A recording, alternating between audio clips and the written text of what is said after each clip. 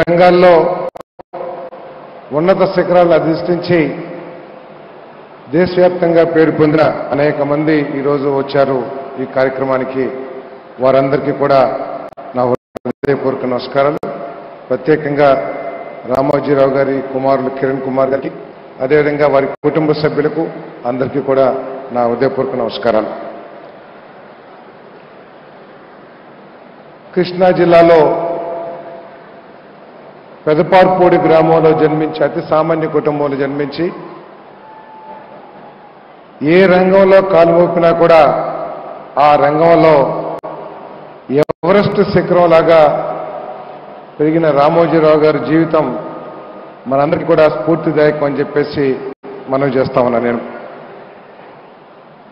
ఈరోజు ఆయన మన మధ్య లేకపోయినా కూడా ఆయన వ్యక్తిత్వం గురించి, ఆయన జీవితంలో సాధించిన విజయాలను దృష్టిలో పెట్టుకుని మరి ఆంధ్రప్రదేశ్ ప్రభుత్వం, ప్రత్యేకంగా నారా చంద్రబాబు నాయుడు గారు ఈ సంస్మరణ సభని ఘనంగా నిర్వహించాలి అని చెప్పేసి ఒక నిర్ణయం తీసుకోవటం, ఆ కార్యక్రమాన్ని కొంత భాగం నన్ను కూడా బాధ్యుని చేసినందుకు నేను గర్వంగా కూడా భావిస్తున్నానని చెప్పేసి మనం చేస్తాను. ఈరోజు రెండు తెలుగు రాష్ట్రాల్లో కూడా ఈనాడు పత్రిక చదవందే చాలా మందికి ఉదయం ప్రారంభం కాదు. ఈనాడు పత్రిక అంత విశ్వసనీయత తీసుకొచ్చిన గొప్ప వ్యక్తి రామోజీరావు గారు అని చెప్పేసి మీ అందరికీ కూడా నేను సవినీయంగా మనవి చేస్తామని. మరి అంత పెద్ద వ్యక్తి గురించి నేను పెద్ద విషయాలు చెప్పలేను, కానీ ఆయన భావితరాలకు మాత్రం ఒక విషయాన్ని తేటతెల్లం చేశారని చెప్పేసి మనవి చేస్తాను. ఎవరైనా సరే సామాన్య కుటుంబంలో పుట్టినా, పేద కుటుంబంలో పుట్టినా కూడా క్రమశిక్షణ, కష్టపడే తత్వం, నిజాయితీ, పట్టుదల ఇవి ఉంటే ఎవరైనా సరే వారు ఆలోచన చేసిన రంగాల్లో ఉన్నత స్థానానికి వెళ్ళగలరని చెప్పేసి ఆయన చాలా ప్రూవ్ చేశారని చెప్పేసి కూడా నేను మీ అందరికీ మనవి చేస్తానని.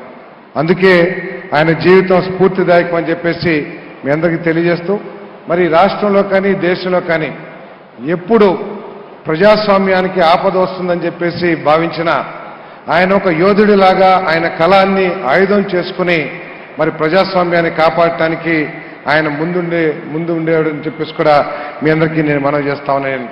ఆయన ద్వారా మనం నేర్చుకోవాల్సింది ఏంటంటే, కష్టాలు చాలా మందికి వస్తాయి.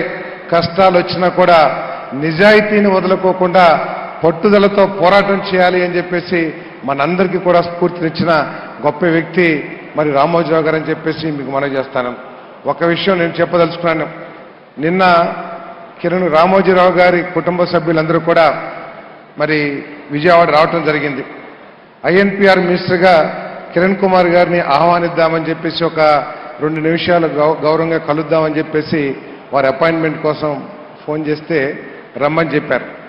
వెళ్ళంగానే వడివడిగా అడుగులేసుకుంటూ సీరియస్గా వచ్చి, సారథి గారు, నేను నా సూట్ కేసు అంతా తీసుకుని మేమంతా బయటకు వెళ్ళిపోదాం అనుకుంటున్నాము అని చెప్పారు.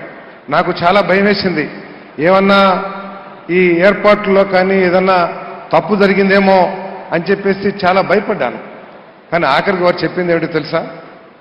ఆ హోటల్ రూమ్స్కి మీరు కడితే నేను ఖాళీ చేసేస్తాను, ప్రజల సొమ్ముతో మేము హోటల్లో ఉండదలుచుకోలేదు అని చెప్పేసి చాలా స్పష్టంగా చెప్పి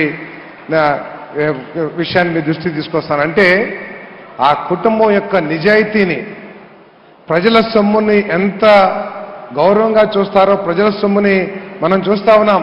ప్రజల సొమ్మే మన సొంత సొమ్ము, ప్రభుత్వమే మన సొంతం అనుకునే ఈ రోజుల్లో మరి ప్రభుత్వ గెస్ట్గా ఈ విజయవాడ వచ్చి ప్రభుత్వం ద్వారా ₹1 కూడా మా కుటుంబానికి ఖర్చు పెట్టొద్దని చెప్పిన వ్యక్తి కిరణ్ కుమార్ గారు.